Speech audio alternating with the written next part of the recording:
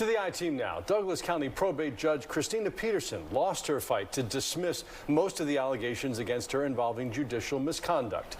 Peterson faces 40 counts, accusing her of misusing her position and harming the public. Fox 5 I-Team reporter Randy Travis first uncovered some of these incidents. He's here now with the latest. Randy. That's right, Courtney and Russ. Remember now, this case started off with 50 alleged violations, but in May, investigators dropped 10 of them.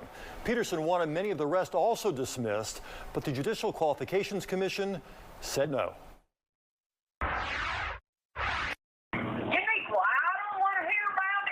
While running for probate judge in 2020, Christina Peterson posted a satirical, sometimes sexually graphic video of her playing a white man giving dating advice to a black woman.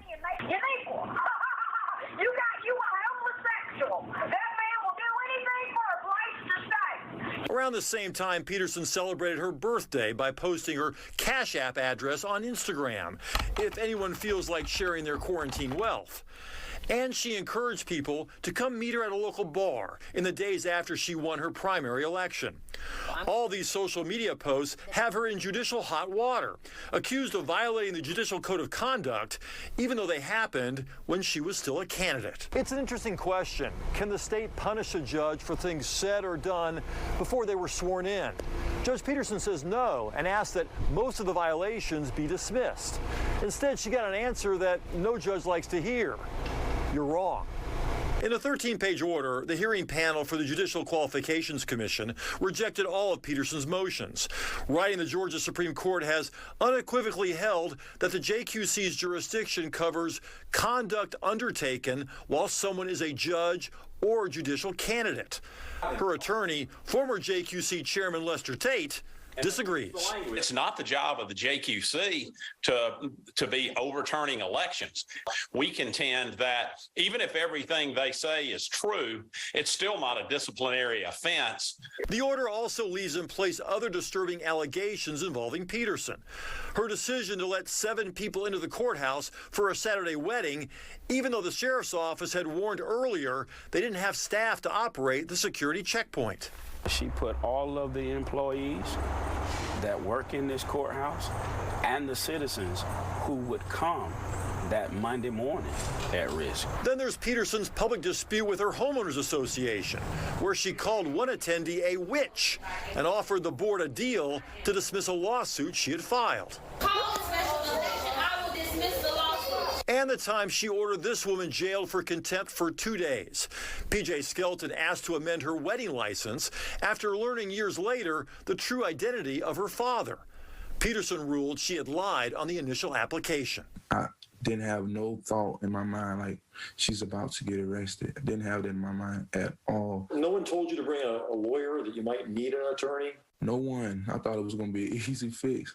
If you read all of these alleged violations, it paints a picture of a judge who is out of control. Well, that may be your take on it, but it was not the take on Christina Peterson when the people of Douglas County voted her into office as a probate judge.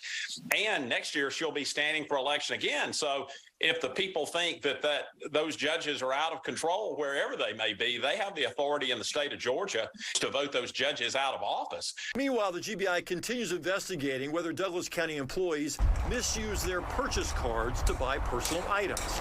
Judge Peterson doesn't have a P card, but she does have a county credit card. We found around $4,500 charged to USAA Insurance. Peterson did not provide records showing the county purpose for those charges. Her attorney offered no additional information. Is Judge Peterson worried at all about this GBI investigation? No, not at all. Peterson tried to appeal the JQC's decision directly to the Georgia Supreme Court, but that was also denied. She's now scheduled to go before the JQC to explain her actions and possibly face punishment starting on September 5th. Well, does she have any explanation for the video you started with her wearing the mustache and pretending to be a white guy giving sex advice? Yeah, pretty wild video, right, Russ? Yeah, she said it was created as a parody for entertainment purposes only. She also told the JQC that she ultimately, according to the JQC records, she admitted ultimately that as a judge, this video was inappropriate. Remember, she wasn't a judge at the time, though. She was a judicial candidate, but Supreme Court says there's no difference between the two. you know, that was a video that created a lot of outrage in Douglas County when it was posted back in those days. Yeah, I can imagine. All right. I know you'll stay on top of this, Randy. Certainly, we'll see you back in September. All right. Thanks. Thanks, man.